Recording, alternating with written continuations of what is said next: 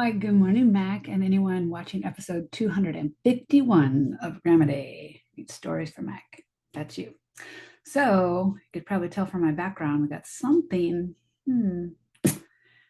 Today's story was written by Judy Barrett and it was drawn by Ron Barrett. It's Cloudy with a Chance of Meatballs. Here we go. It says, I love that. Cloudy with a Chance of Meatballs. It says, we were all sitting around the big kitchen table. It was Saturday morning, pancake morning. Mom was squeezing orange juice for juice. Henry and I were betting on how many pancakes we each could eat. And Grandpa was doing the flipping.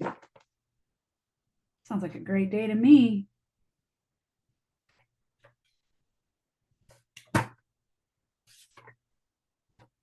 Seconds later, something flew through the air and headed toward the kitchen ceiling. That looks scary. And landed right on Harry. Sorry, Henry. I got his name wrong. After we realized that the flying object was only a pancake, we all laughed, even Grandpa. Breakfast continued quite uneventfully, and all the other pancakes landed in the pan, and all of them were eaten, even the one that had landed on Henry. That's funny. He had an exuberant flip, and the pancake landed on him.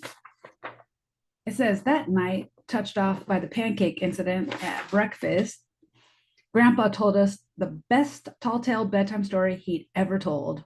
Across the ocean and over lots of huge bumpy mountains, across 3 hot deserts and 1 smaller ocean, there lay a tiny town of Chew and Swallow.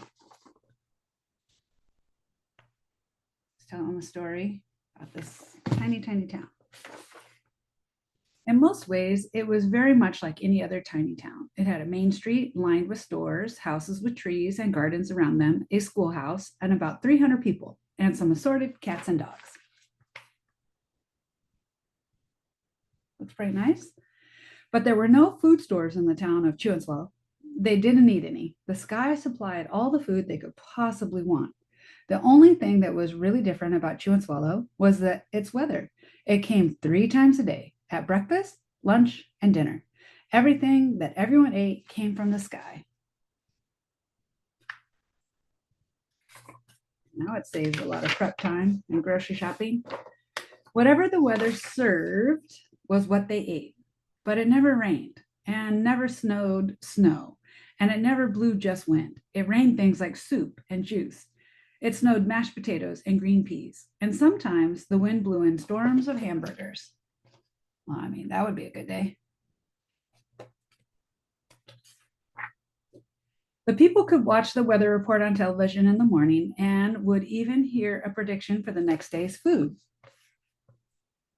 It says on here, cloudy, and then it says meatballs. When the townspeople went outside, they carried their plates, cups, glasses, forks, spoons, knives, and napkins with them. That way, they would always be prepared for any kind of weather. If there were leftovers, and there usually were, the people took them home and put them in their refrigerators in case they got hungry between meals. At some point when you'd be like, I just want some broccoli. The menu varied. By the time they woke up in the morning, breakfast was coming down. After a brief shower of orange juice, low clouds of sunny side up eggs moved in, followed by pieces of toast. Butter and jelly sprinkled down for the toast, and most of the time it rained milk afterwards. For lunch one day, frankfurters, already in their rolls, blew in from the northwest at about 5 miles an hour.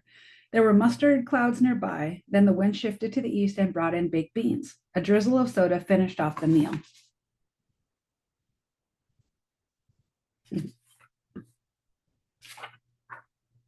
Dinner one night consisted of lamb chops, becoming heavy at times with occasional ketchup. Periods of peas and baked potatoes were followed by gradual clearing with a wonderful jello setting in the west. Oh, wiggle, wiggle, wiggle, wiggle.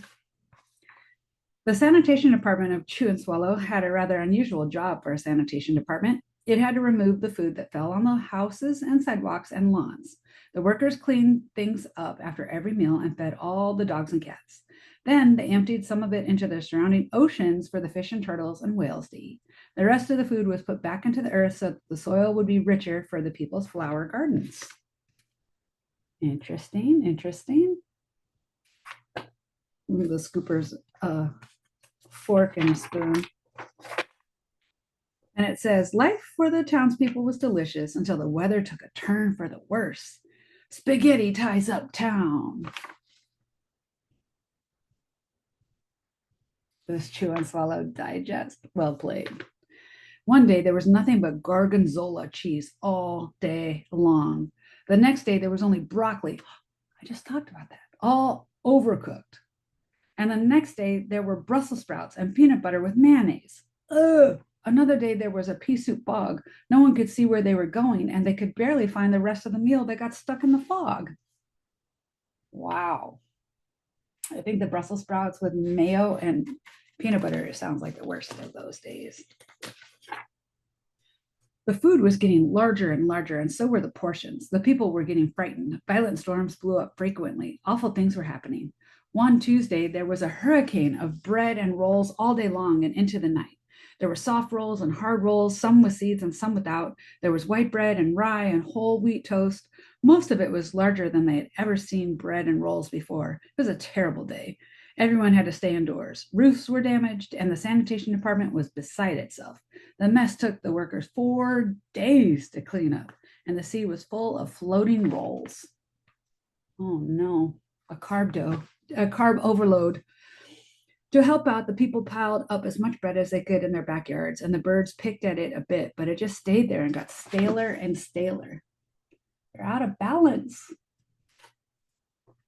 There was a storm of pancakes one morning and a downpour of maple syrup that nearly flooded the town. A huge pancake covered the school. No one could get it off because of its weight, so they had to close the school. Oh, man.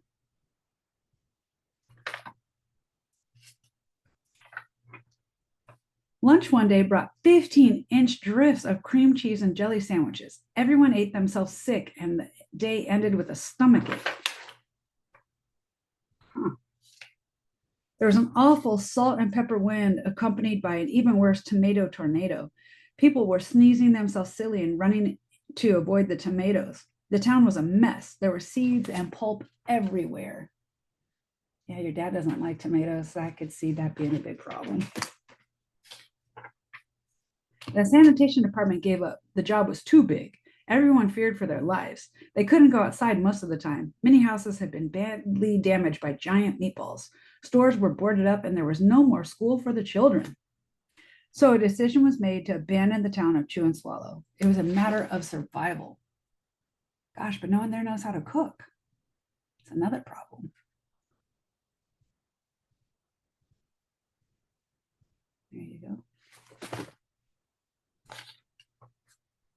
The people glued together the giant pieces of stale bread sandwich style with peanut butter. They took the absolute necessities with them and set sail on the raft for a new land. Oh, I love the sails there. Pizza and cheese. Wait, let's see this one. There's the raft. And there's the sails. After being afloat for a week, they finally reached a small coastal town, which welcomed them. The bread had held up surprisingly well enough for them to build temporary houses for themselves out of it. The children began school again, and the adults all tried to find places for themselves in the new land. The biggest change they had to make was getting used to buying food at the supermarket. They found it odd that the food was kept on shelves, packaged in boxes, cans, and bottles. Meat that had to be cooked was kept in large refrigerators. Nothing came down from the sky except for rain and snow. The clouds above their head were not made of fried eggs, and no one ever got hit by a hamburger again. And nobody dared to go back to Chew and Swallow to find out what had happened to it. They were all too afraid. Henry and I were awake until the very end of Grandpa's story. I remember his goodnight kiss. There's the bread houses. There's them getting their story, and now it's going back to black and white, just like Wizard of Oz. The next morning, we woke up to see snow falling outside our window. We ran downstairs for breakfast and ate it a little faster than usual so we could go sledding with Grandpa. It's funny, but even as we were sliding down the hill, we thought we saw a giant pat of butter at the top. We could almost smell mashed potatoes. Does kind of look like that. The end. Love you. Hope you have a wonderful, heart-filled day.